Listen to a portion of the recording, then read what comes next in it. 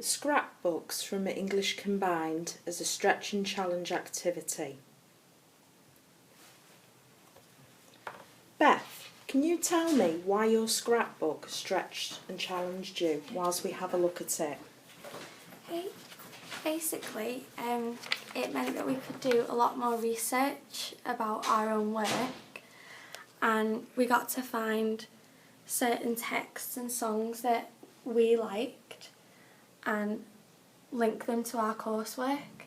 So it was really interesting to get to do that and find all images and write about it. Okay, and how did you go about completing the scrapbooks, sorry?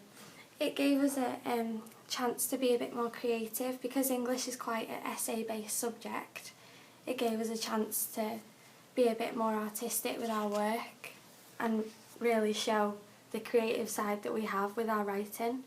So I just tried to be as creative as possible while I was writing it. Okay. Making it colourful.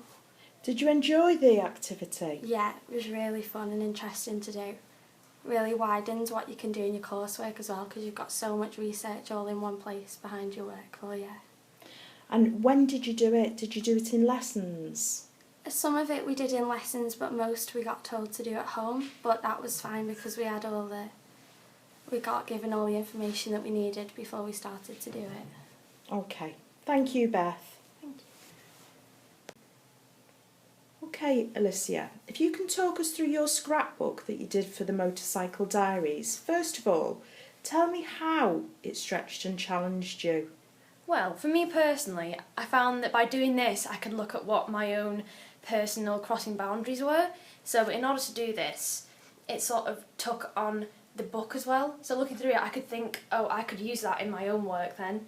So by taking inspiration from the book that we looked at, it also helped me to sort of work out how I could go through my own coursework, which is simpler than writing it down because you sort of don't know where to start. And I think that because I like creative things like this, it helped me to do so more than it would have to write it down.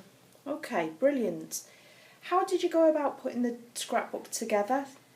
Well, I'm quite creative, so the idea of sort of having my own freedom with it and no sort of structure in a sense, because that way I could sort of just get my ideas down and put, wait, that's what I need to do for this, and I can use this, and that could be my inspiration, and just sort of put it down in sort of ways that I could go back and look at it and think, yeah, that's right, I remember that can help me.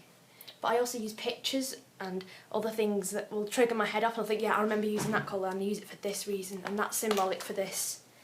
I took inspiration from songs and various other things that I come into contact with in my day-to-day life, which could also trigger off other reasons and meanings of what I could use in my own work. Brilliant. And did you do this in your own time or did you do it in lessons sometime? A bit of both really. Sometimes we'd spend time in the lesson working on it, but a lot of the time I'd go home and plan it and work out, oh, I can do this for next lesson, this will be a good idea, oh, that'll be good for my working notebook.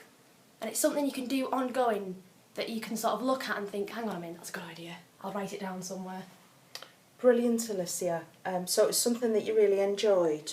Yeah, definitely. Okay. Thank you for that.